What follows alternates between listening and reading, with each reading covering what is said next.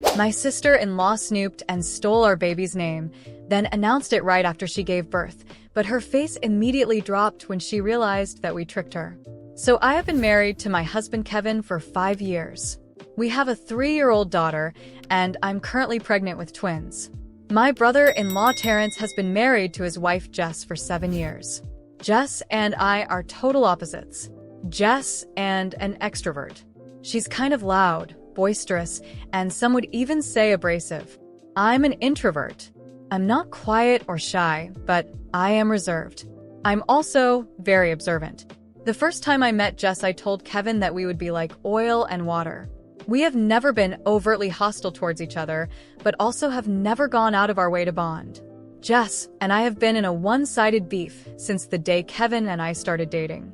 I give her zero thought if I don't have to, and yet I live rent-free in her mind based on snide comments she's made over the years.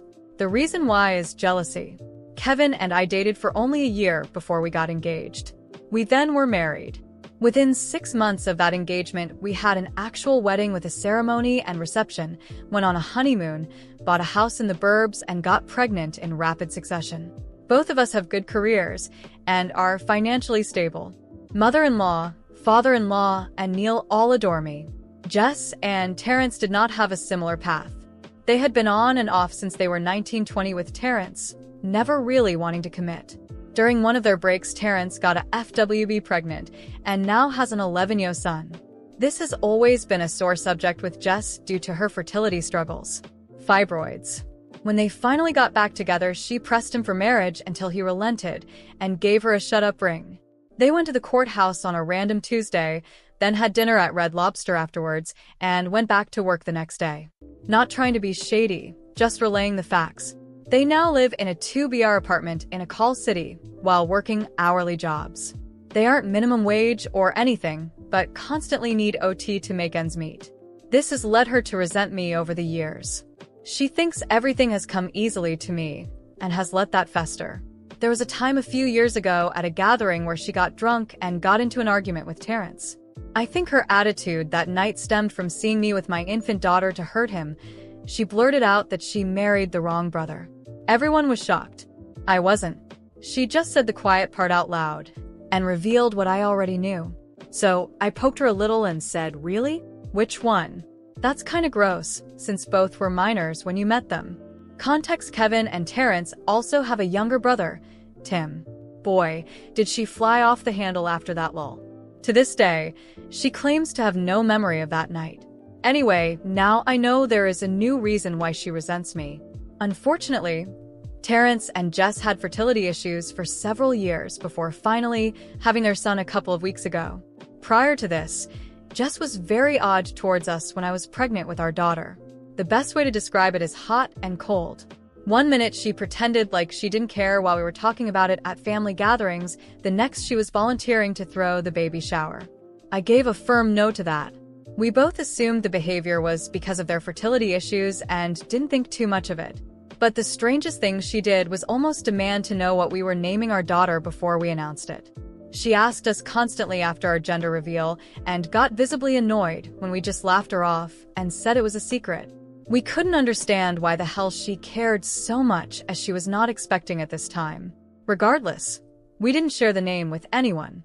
When our daughter was born and her name was finally announced, Jess was kind of obsessed with it. I don't know how to explain it. She just kept going on and on about how beautiful and unique it was. To this day, she comments about how different it is. The name we chose is a pretty common Welsh name, which wouldn't be all that different except for the fact that we are African American. LOL. I've always gravitated towards names from different regions and found and fell in love with the name years ago and never shared it with anyone before. Kevin fast forward to both of us being pregnant at the same time. Jess' odd behavior continued towards me, but this time it was more blatant, snarky comments under the guise of jokes about how big I was going to get with 2 babies and that my body would never snap back like it did after our daughter. She even accused us of getting pregnant on purpose after she announced her own pregnancy, even though the whole family knew we were actively trying. And at the time of her announcement, I was already a few weeks along and didn't know one thing about me. Introvert or not, I'm no pushover and will stand up for myself, but I chose to ignore Jess because I knew that would get to her more than confronting her would, since she seems to thrive off drama. Jess was obviously much further along than we are. However, we did have our gender reveal prior to Jess giving birth, and right on cue, the baby name interrogation started again because they decided not to find out the gender of their baby in advance. Jess kept hounding us for both of the names we had already picked out, but again we declined to answer. After days of this, I got annoyed and asked Kevin if he thought the reason for her insistence was so she could use the name first, since she was due first. He kinda chuckled until he realized I was serious and said he didn't think so, but that anything was possible. So I said, let's test it. We were due to host my father-in-law's birthday at our house a couple weeks later, and I decided to leave something in the unfinished nursery with a girl and boy name on it and see if Jess went snooping because Kevin thought it was silly. He said he would give me $20 if she did it. So I went on to some site where you can order custom name wall decals and put in the names Aria Rose and Sebastian Ollie. These are names that we like but aren't remotely close to what we chose. This will also be our last pregnancy, so even if Jess did use them, we wouldn't care. I didn't complete the order. I got to the final page and then printed it out and hid it in a dresser drawer in the nursery. The party goes off, but because we were busy hosting, we never noticed if Jess disappeared for any extended period of time. When I went into the Nursery the next morning, nothing was out of place and the order sheet was still in the exact location, so we both just went VLP and forgot about it. I did, however, notice that Jess never asked us about the names again. Then Jess gives birth. We went to the hospital to give our congrats when we go in and see the baby.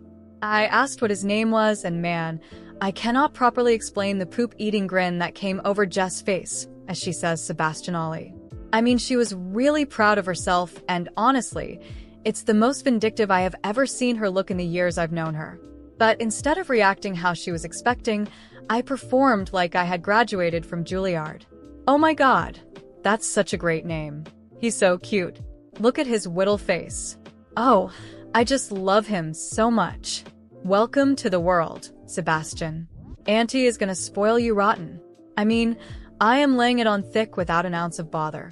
The range of emotions on Jess' face went from shock to confusion to rage in a span of maybe 17 seconds. Meanwhile, my husband is holding in the laugh of the century. We later say our goodbyes and he gives me a 20 in the elevator while almost crying laughing. All I could say was like, I thought this was 2 weeks ago, and we haven't seen them since because we wanted to give them time to settle in with the new baby. I have heard from my mother-in-law that Jess doesn't seem as thrilled about motherhood as she thought she would be considering how long it took them to conceive, but said it might just be baby blues. Obviously, I think she's just disappointed that her petty move didn't have the desired effect on us.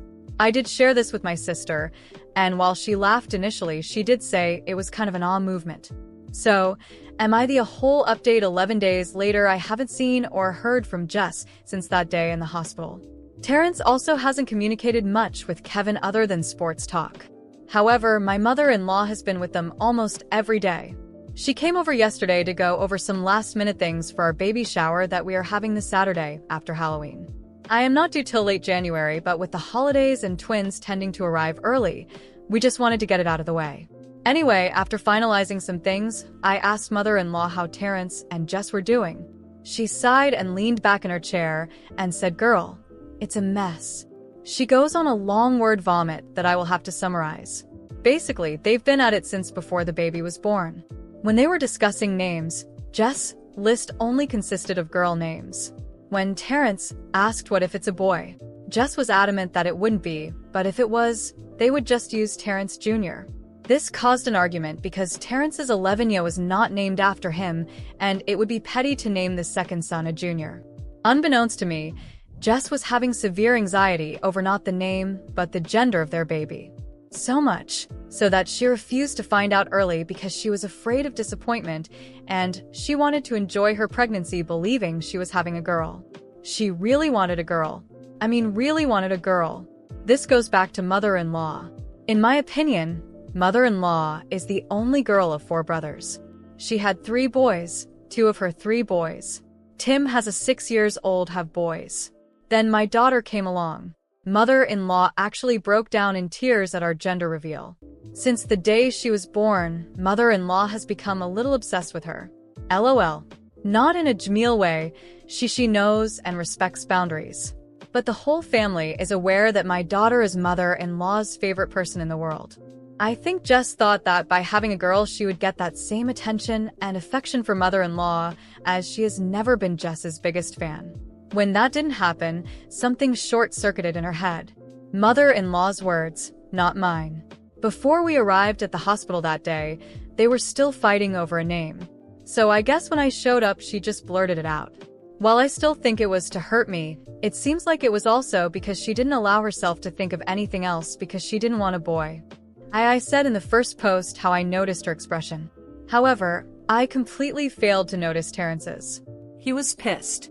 Jess had never mentioned that name to him prior, and he had no clue where it even came from. He also hated it.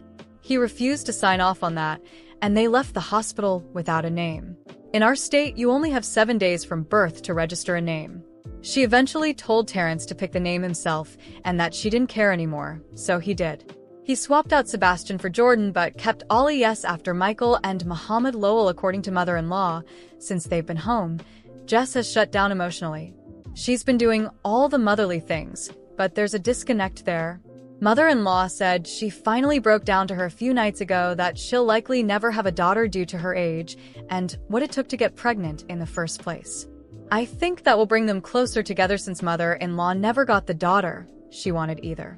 I also felt bad hearing that because regardless of how I feel about her as a person, I do have a heart and would never want to punch down on her if she's in the throes of PPD. Jess still hasn't admitted to snooping, so I haven't admitted to setting her up. A few comments said I should never confess, but I think I will at some point. Mainly because I don't care. LOL. I am more than willing to burn a bridge while I am still standing on it, but now simply isn't the time. The following week after Jess and Terrence's baby was born, I focused on my life and on preparing for our baby shower. With twins on the way, everything had to be in place before the holiday season started. Kevin and I were excited, but I knew deep down that something was brewing between Jess and Terrence. We hadn't heard from them directly, and their absence only confirmed that things weren't going well. 2 weeks later, as I folded baby clothes in the nursery, Kevin walked in with his phone in hand, grinning. It was Terrence, wanting to vent a little.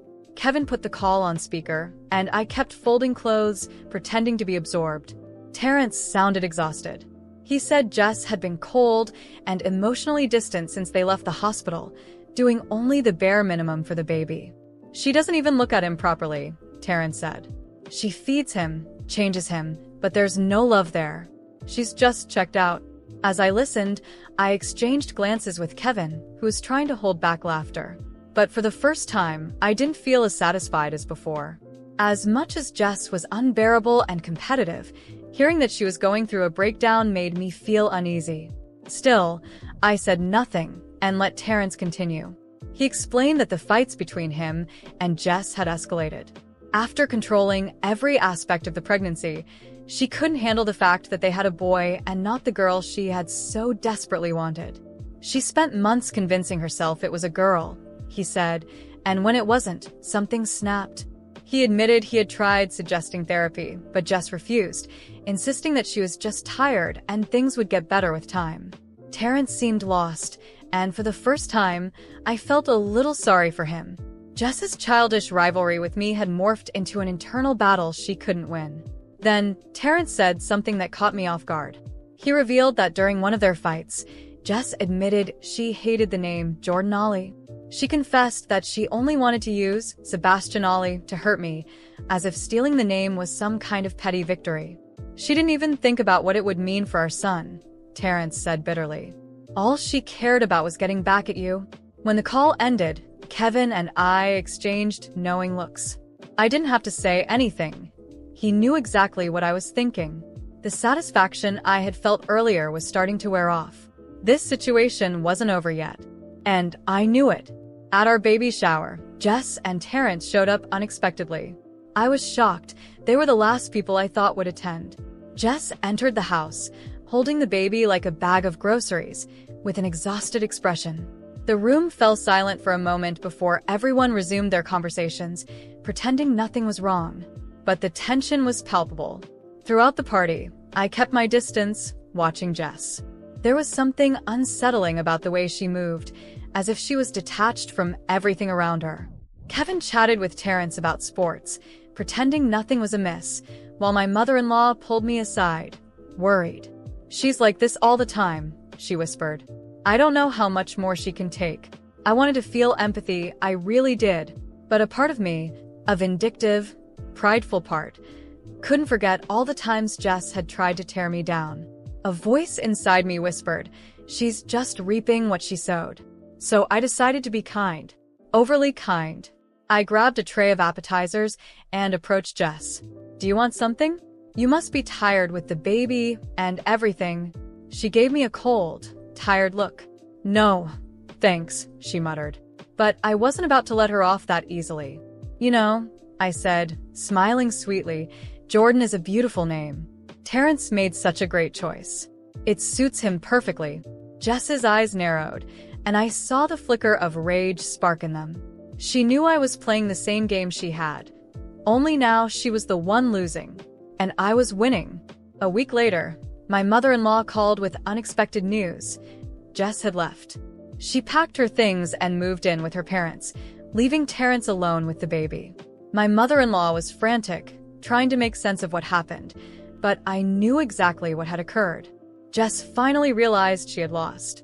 Her life had revolved around competing with me, and when her most spiteful plan failed, she completely broke down. Terrence called Kevin a few nights later, desperate for advice. He was overwhelmed, trying to care for the baby on his own, and worried about Jess's mental state. Kevin shook his head as he listened, and when the call ended, he said, "I don't think she was ever ready to be a mother." For a moment, I felt a pang of guilt, but it quickly faded. Jess had dug her own grave. She spent years trying to bring me down, and in the end, her own bitterness consumed her. I did nothing but defend myself. Saving her from herself would have been impossible. And then, as if the universe wanted to put the final nail in the coffin, I received a text from Jess. Just one sentence. "You won." I deleted the message without replying. There was no need. I already knew. The morning after the baby shower, I woke up feeling different. Something inside me told me it was time to close this chapter for good. I was tired of Jess dragging me into her petty games, of watching her envy poison every special moment in my life. She had lost, and I knew the war was practically over. But some stories need a clear ending, and I was going to make sure she understood, once and for all, that messing with me was no longer an option. Kevin noticed the look on my face over breakfast. "What are you planning to do?" he asked, familiar with that expression. I shrugged with a calm smile. "Nothing illegal. I just need to set things straight." He chuckled. "As long as you don't end up in jail, do whatever you need to." With that, I made a simple but effective decision. I was going to confront Jess in person. No texts, no calls. It was time to look her in the eye and close this chapter the way only I could. I dressed casually but stylishly, knowing that appearance is one of the most powerful weapons, especially when dealing with someone like Jess. Then, I drove to her parents' house unannounced. When she opened the door and saw me standing there, her face flickered with a series of emotions: surprise, discomfort, and, finally, her familiar disdain. "What are you doing here?" she asked, her voice exhausted. I could hear the baby crying in the background, and the house was a mess. "Perfect. I came to talk," I said, my tone calm but firm. "We can do it here, or we can go somewhere private. Your call." She hesitated for a moment, but eventually opened the door wider, letting me in. I shut the door behind me with a soft click and got straight to the point. "Listen, Jess," I began, crossing my arms. "You tried. I get it. It was a decent attempt. But it's over." She glared at me, but I didn't give her the chance to respond. "You've spent years competing with me, trying to tear me down, stealing moments that were never yours to take. And in the end, all you've done is ruin yourself. Now you're here, with a baby you can't even connect with and a life you don't even want. And guess what? I don't feel sorry for you. I could see the rage boiling just beneath the surface, but she was still trying to maintain her composure. "Do you think this is fun for you?" she hissed. "Coming here to rub it in my face that you have everything I ever wanted." I smiled, not cruelly but coldly. "This isn't about what I have, Jess. It's about what you lost. And it wasn't material things. It was control. You lost control of your own life because of a childish obsession with me. And now you have nothing." She opened her mouth to respond, but I raised my hand, cutting her off. "Listen closely, because I won't say this again. I didn't come here to fight. I came to end this. What you think or do from now on doesn't matter, because I don't play your game. I never did. You played it alone, and you lost alone." For a moment, she was completely silent. Then something unexpected happened. She broke. The tears she'd been holding back for weeks finally spilled over, and she sank onto the couch as if all the strength had drained out of her. "I just wanted things to be different," she whispered, more to herself than to me. "I know," I said, softening my tone slightly, though I kept my firmness. "But the way you handled it only destroyed the good things you still had. And now you have to live with that." I stood up and walked toward the door. Before leaving, I gave her one last message. "This isn't about winning or losing, Jess. It's about moving on. And that's what I'm going to do. I suggest you do the same." Without waiting for response, I left and closed the door behind me. On the drive home, a sense of relief washed over me. It wasn't an explosive victory full of fireworks and revenge. It was the kind of revenge that's most powerful, knowing I had closed this chapter on my terms, and from now on, her life would no longer affect mine. A few weeks later, I heard from my mother-in-law that Jess and Terrence had started couples therapy. Jess was still distant, but she'd finally accepted that she wouldn't have the daughter she'd dreamed of. She seemed to be making an effort to bond with the baby. I didn't wish her any harm. There was no need. Life had already dealt her all the lessons she needed, even if it would take years for her to fully learn them. Meanwhile, Kevin and I moved on with our lives. Our baby shower was a success, and the birth of our twins brought a joy beyond words. For the first time in a long time, I felt at peace. Jess was just a closed chapter, a reminder that the best revenge is living well and never looking back. And as for me, I was ready to write the next chapter of my life. This time, with no one trying to steal the pages.